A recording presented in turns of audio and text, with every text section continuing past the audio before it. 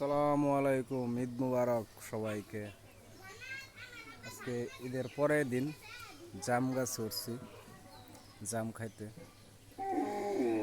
এই প্রথম জাম গাছে জাম আছে আমাদের, আগে কখনো এই গাছে জাম আসে নাই। গাছ মোটামুটি বেশ বড়।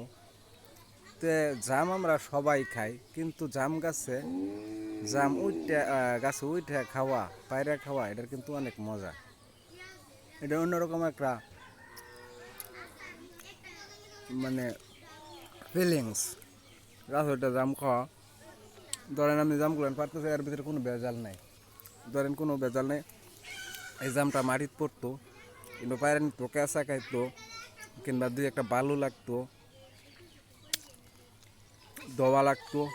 তো গাছের থেকে যেটা পারতেছি মুটতে যায়, এটা একবার ফ্রেশ। এটার উর্ফে কোনো জাম নাই। এটাই দেখেন, একবার ফ্রেশ একটা জাম। বৃষ্টির পানি পড়ছে, একটা টস টসা পরিষ্কার, খালি দড়ি আর টপ করে খায়, সেই সাপ। জাম গাছে ওইটা জাম খাওয়া অনেক মজা।